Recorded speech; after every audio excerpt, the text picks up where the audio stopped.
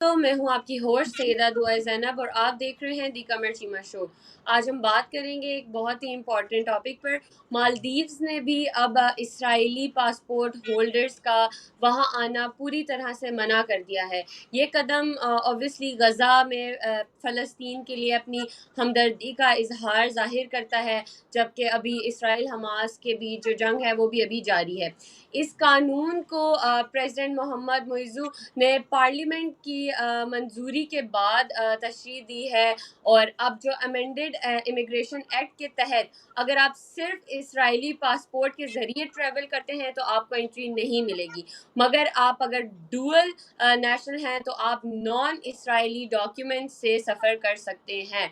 और मालदीव्स ऑब्वियसली जहाँ की आबादी फ़िलहाल 5,30,000 है और ऑब्वियसली 98% से ज़्यादा लोग वहाँ पे जो है वो सुन्नी इस्लाम पे अमल करते हैं, ने पहले भी 1990s में इसराइली टूरिस्ट पर पाबंदी उठाई थी। और 2010 की अगर हम बात करें तो रिलेशंस को उन्होंने नॉर्मल करने की कोशिश भी की थी, और फिर 2012 तक वही जो कोशिशें थी वो अधूरी रह गई थी। तो इस पर आज हम डिटेल से बात करेंगे जो पाबंदी लगी। तो जी डॉक्टर कमर चीमा साहब, आपने देखा कि मालदीव्स ने भी पासपोर्ट इसराइली पासपोर्ट पर जो है वो पाबंदी लगा दी, तो आपका इस बारे में क्या कहना है?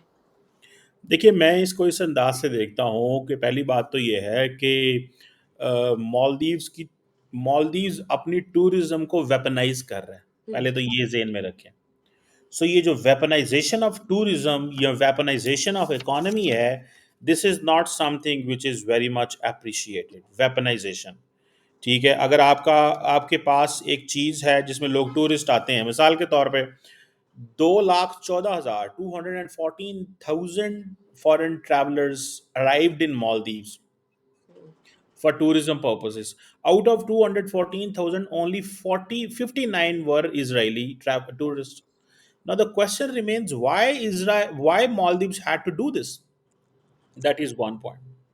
Second point यह है कि इंडिया को इससे अब क्या प्रॉब्लम होने वाला है और क्या एडवांटेज होने वाला है। इंडिया को डिसएडवांटेज यह है कि इंडिया की नेबरहुड में 3 ऐसे मुल्क हैं जो इसराइल के बारे में इस तरह का एक एटीट्यूड रखते हैं। पाकिस्तान ने लिखा हुआ है कि ये पासपोर्ट हर जगह के लिए काबिल कबूल है, स्वाय इसराइल। बांग्लादेश ने भी लिख दिया, मालदीव्स ने भी लिख दिया, उन्होंने कहा जी हम भी जाए, इसराइल को कहा जी कि सॉरी हम आपको एंटर नहीं करेंगे। सो इसराइल इंडिया के लिए क्या इशू है? पहली चीज इंडिया के लिए ये इशू है कि इंडिया के इर्द गिर्द समझ लें कि ऐसे ममालिक मौजूद हैं जो, क्योंकि अब इंडिया और इसराइल की स्ट्रेटेजिक पार्टनरशिप है, तो वो एक ऐसे ऐसे मुल्क मौजूद हैं जो समझें कि इंडिया के लिए चैलेंज है। इंडिया इस चीज़ को जाके इसराइल में और वेस्ट में कैश करता है कि देखें जनाब, ये तीनों के तीनों मुल्क जो हैं हमारे लिए बड़ी मुश्किल पैदा करते हैं, ये यहाँ पे रेडिकल इस्लामिस्ट मौजूद हैं, ये हार्ड कोर इस्लामिस्ट यहाँ पे हैं, ये नफरत करते हैं और इस तरह की चीज़ें करते हैं। सो इंडिया अपने केस को बड़ा ज़बरदस्त किस्म से तैयार करता है और वेस्टर्न वर्ल्ड इसराइल को पेश करता है। सो पहली बात कि इसराइल मालदीव्स ने अपनी टूरिज्म को वेपनाइज किया।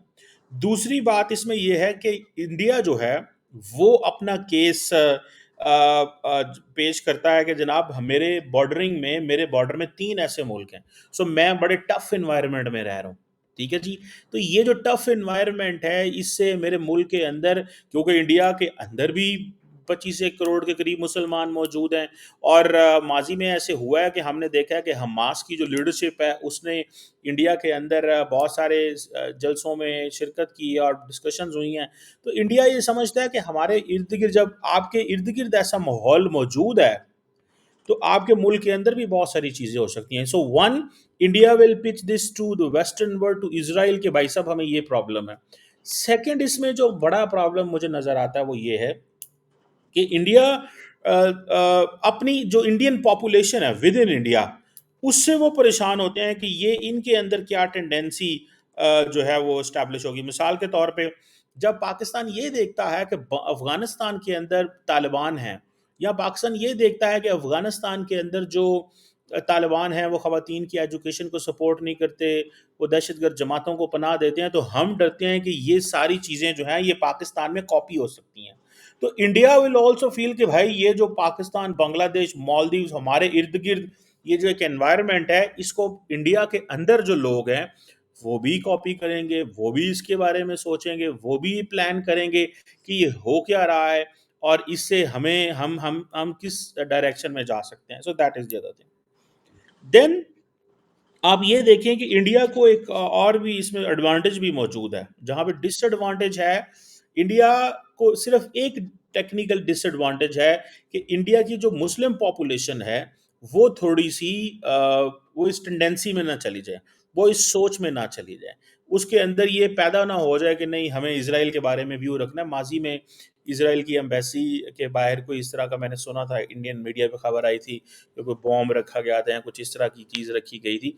आई डोंट नो उसका लॉजिकल कंक्लूजन क्या हुआ था, लेकिन ये इंडिया इस चीज़ को अपनी मुस्लिम पॉपुलेशन के हवाले से, अब देखें मालदीव्स क्या कर रहे हैं, मालदीव्स कह रहे हैं जी हम तो अपनी सॉलिडारिटी शो कर रहे हैं।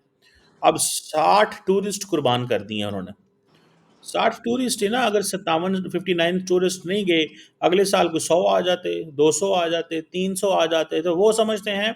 अब यहाँ पे क्या है कि ये जितने भी मुस्लिम ममालिक हैं ये अपनी आबादी को खुश करने के लिए, वहाँ पे डोमेस्टिक ओपिनियन को अपने हक में कंट्रोल करने के लिए, sometimes when governments are unpopular और when governments really want to have a public support, तो they take stands unpopular decisions, वो जो पॉपुलर डिसीजंस हैं उनके ऊपर स्टांस लेते हैं और फिर वहां से वो कहते हैं कि जनाब ये देखें हम ये चीज कर रहे हैं, ऐसे कर रहे हैं, वैसे कर रहे हैं। So this is what I I presume on this. अब ये जो मालदीव जो कहता है जी हम फलस्तीन, भाई दुनिया के बहुत सारे मुल्क हैं, लेकिन जाती राय में ये बैन करना और ये चीज़ें करना मेरा ख्याल है ये दिस इज नॉट समथिंग जिसको जिसे कहते हैं ना वो इट शुड बी देयर।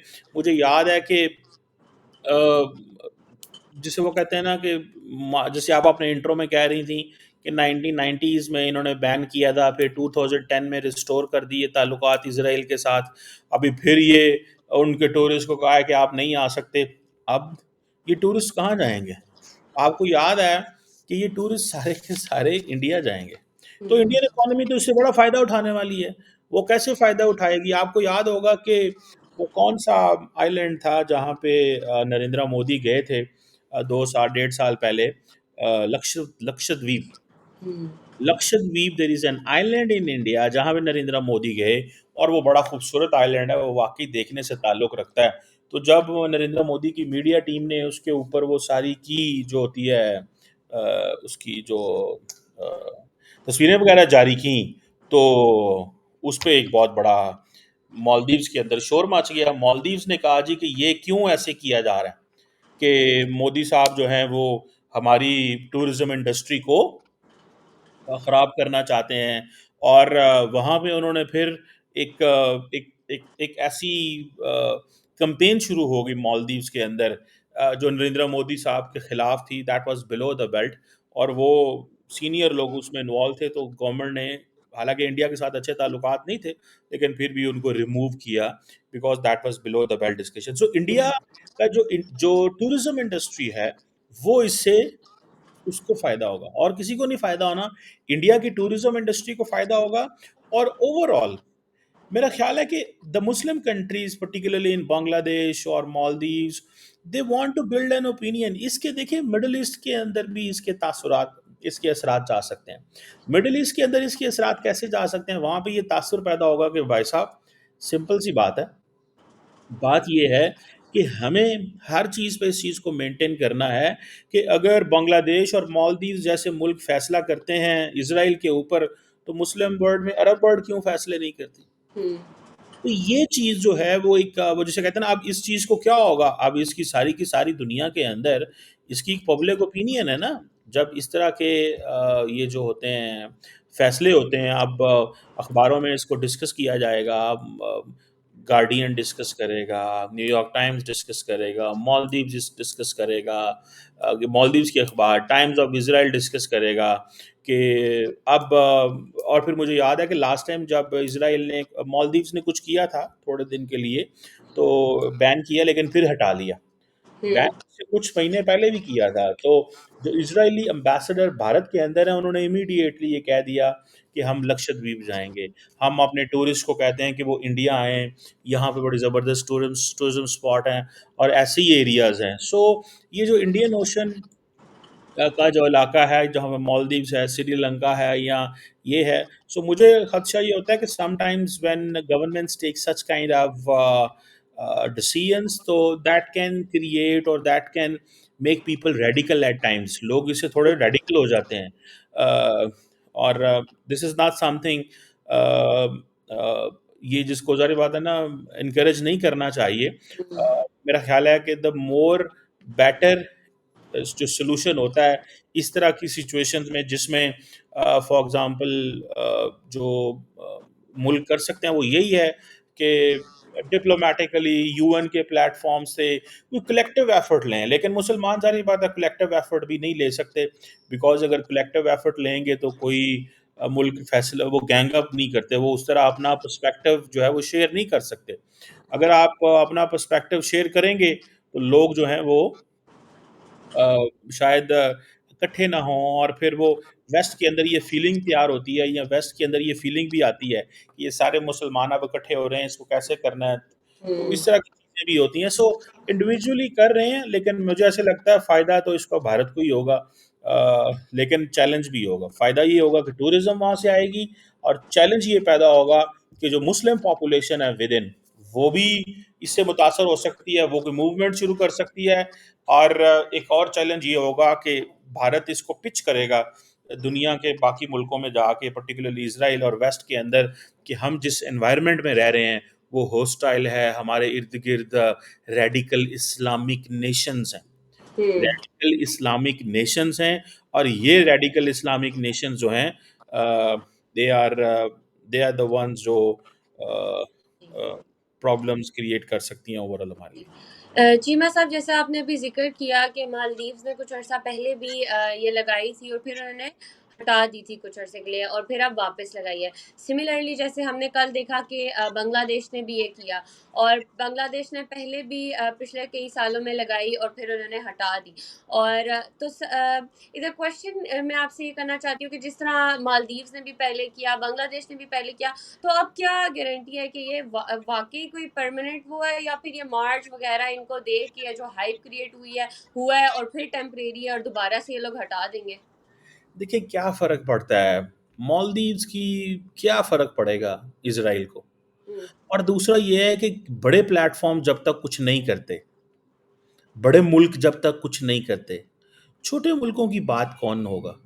आप मुझे ये बताएँ ना कि अगर बड़े मुल्क में अगर आप देखें कि नहीं करते वो जो हैं नहीं बड़े मुल्क करते, सऊदी अरब, यूएई और ये अकाउंटेबल ठहराते या यूरोप, आप देखिए ना ये सारे की सारी जो डिस्कशन है ना इसको आप फ्रेम करते हैं ह्यूमन राइट्स के एंगल हुँ, से। हुँ, आपने इसको ह्यूमन राइट्स के एंगल से फ्रेम करना है, लेकिन अगर आप इसको ह्यूमन राइट्स के एंगल से फ्रेम नहीं करते, आप इसको फ्रेम करते हैं एक इस एंगल से जो जिसे कहते हैं ना कि इंडिविजुअल एंगल से करते हैं, तो मेरा नहीं ख्याल it will bring sort of कोई चीज़ लेके आएगी। और दूसरा ये है कि जब ये प्रेशर पड़ेगा, हो सकता है कि कल को आप मालदीव्स को आईएमएफ जाना पड़े या ऐसी जगहों पे जाना पड़े, तो ग्रेट पावर्स आपको फिर पकड़ लेती हैं कि आए ना जनाब, आप अपने ये चीज़ तो ठीक करके दें हमें, आपने ये क्यों किया हुआ है, ये इस तरह ऐसे क्यों है। तो ये अमेरिका, यूरोप और बड़ी ताकतें जो हैं और जो हैं ये इनकी लिवरेज है। और ये जो लिवरेज है इसको देखना होता है कि ये लिवरेज वो किस तरह एस्टैब्लिश करते हैं।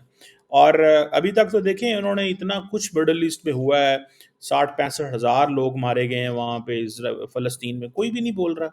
और क्या बोले? अब पाकिस्तान बोल सकता है? मुझे ये बताएँ, कितना को बोल सकता है? डिप्लोमैटिकली बोल सकता है, इसके अलावा तो कुछ नहीं कर सकता।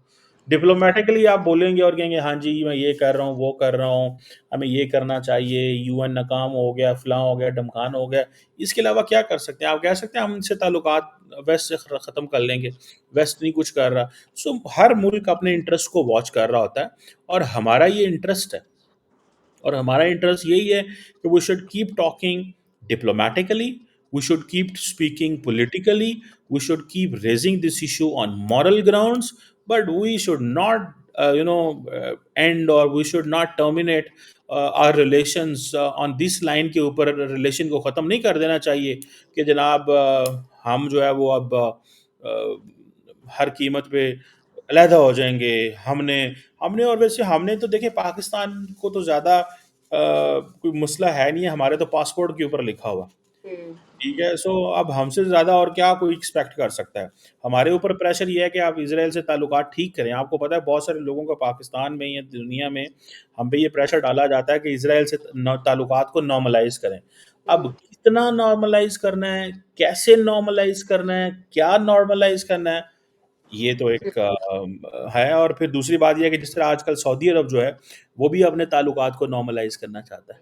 वो भी चाहता है कि मैं इज़राइल के साथ नॉर्मलाइज़ेशन करूँ, वो सिक्योरिटी गारंटी लेना चाहते हैं अमेरिका से, वो न्यूक्लियर वो एनर्जी वो लेना चाहते हैं उनसे। सो ये चीज़ें ऐसी हैं which are there, which are वो आप समझ लें कि एक प्रॉब्लमैटिक हैं, बट लेट्स सी क्या इसमें होता है।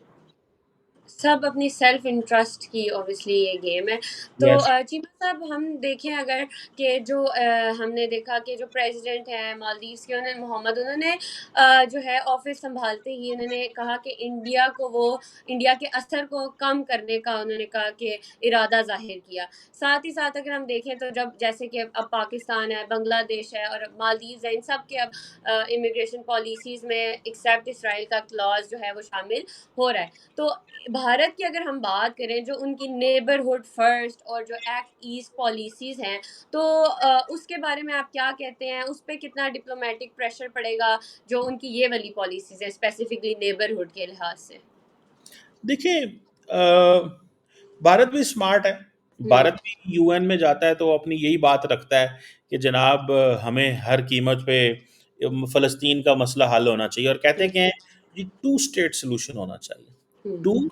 स्टेट जी। सॉल्यूशन होना चाहिए, और टू स्टेट सॉल्यूशन ये है कि हाँ जी, हम देखिए नरेंद्र मोदी ने, भारत ने अपनी जो फॉरेन पॉलिसी है उसमें बड़ी तब्दीली लेके आए हैं।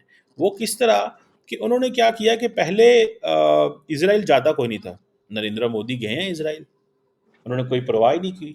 वो गए हैं इज़राइल जब हालात ठीक थे वहाँ पे, और इज़राइली प्राइम मिनिस्टर को भी बुलाया था, और फिर आई थिंक वो फ़लस्तीन भी गए हैं if I am not wrong. So मुझे नहीं लगता कि उनकी नेबरहुड फर्स्ट पॉलिसी में कोई लंबा-चौड़ा फ़र्क इज़राइल की वजह से आएगा। हम्म। हाँ, इंडिया के अपने बायलैटरल रिलेशंस ख़राब हैं for one reason or the other. There was an India Out campaign in Maldives. There was an India Out campaign in Bangladesh. तो इस तरह की कन्वर्सेशंस विद इन जो वो वहाँ पे रहती हैं, and these conversations will stay, ये रहेंगी, ये ख़त्म नहीं होंगी। मैं आपको बात बताऊं, ये कन्वर्सेशंस जो हैं ये चलती रहेंगी। बहरहाल द क्वेश्चन रिमेन्स कि हमें हर कीमत के अंदर इस चीज़ को मेक श्योर करना है कि there is no radicalization because of such incidents. लोग अपनी कोई ऐसे फैसले ना कर लें जिससे नुकसान हो मुल्कों को, ये चीज़ नहीं होनी चाहिए। बाकी इंडिया अपने बायलैटरल रिलेशंस जो है वो जारी रखेगा, और अपने बायलैटरल रिलेशंस को वो ख़त्म नहीं करेगा, ना उनको कॉम्प्रोमाइज़ करेगा। वो बोलता रहता है जी हम ह्यूमैनिटेरियन सपोर्ट जो है वो देंगे उसको, पैलेस्टाइन को, लेकिन वो ह्यूमैनिटेरियन सपोर्ट पैलेस्टाइन तक पहुंच ही नहीं सकती, इजराइल पहुंचने ही नहीं देता। तो यस। जो कुछ इजिप्ट के अंदर पड़ा हुआ है वो वहां पे जा ही नहीं सकता। ठीक है, वो हम्म। जो क्रॉसिंग्स हैं जितनी उन्होंने बंद की हुई हैं, so I think this is something. जी। चीमा साहब जैसे हमने देखा 2023 में 11,000 से ज़्यादा जो इसराइलीज़ थे वो मालदीव्स गए और 2024 में ऑब्वियसली ये नंबर कम हो गया। और अब हमने देखा कि जो प्रेसिडेंट है उन्होंने एक स्पेशल एनवॉय भी किया कि मालदीवियंस इन सॉलिडारिटी विद पैलेस्टीन। तो अक्सर देखा गया है कि जो गल्फ मुल्कों के डिप्लोमेटिक डिसीजंस पर सऊदी, ईरान या यूएई जो कतर हैं इनकी टेंशन्स जो हैं वो असरअंदाज करती हैं। तो मालदीव्स का ये कदम इंडियन ओशन रीजन या के सिक्योरिटी कैलकुलस की अगर हम बात करें या फिर हम चाइना पाकिस्तान मालदीव्स एक्सेस की बात करें तो उसको उस पर किस तरह से असरअंदाज होगा या यहाँ भी आपको कोई हिडन अलाइनमेंट नज़र आती है? नहीं, कुछ भी नहीं होगा यहाँ पे। ये देखें, अ, मुस्लिम वर्ल्ड के अपने बड़े पर्सनल इंटरेस्ट हैं। और वो अपने पर्सनल इंटरेस्ट, मुस्लिम वर्ल्ड देखती है वेस्ट को, सीधी सी बात है। Hmm, when it comes to economy, when it comes to technology, when it comes to changes, conspiracies, बहुत कुछ होता है वो देख रहे होते हैं।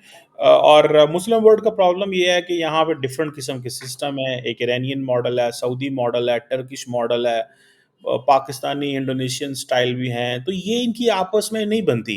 हुँ, वेस्ट की क्यों बनती है? वेस्ट की इसलिए बनती है कि वहाँ पे एक डेमोक्रेटिक जो सेटअप मौजूद है, ठीक है जी। और डेमोक्रेसी उनको कनेक्ट करती है, बाइंड करती है। मुस्लिम वर्ल्ड को कुछ भी बाइंड नहीं करता, सिवाय ऐसे कि हम मुसलमान हैं। हुँ, और इसीलिए अब ओआईसी और ये सारे दे आर टूथलेस टाइगर, लेकिन इनको बताना चाहिए अवाम को कि ये ओआईसी ये कुछ भी नहीं है ये चीज़ें, and hmm. Things are changed and different now. जी, बहुत शुक्रिया चीमा साहब।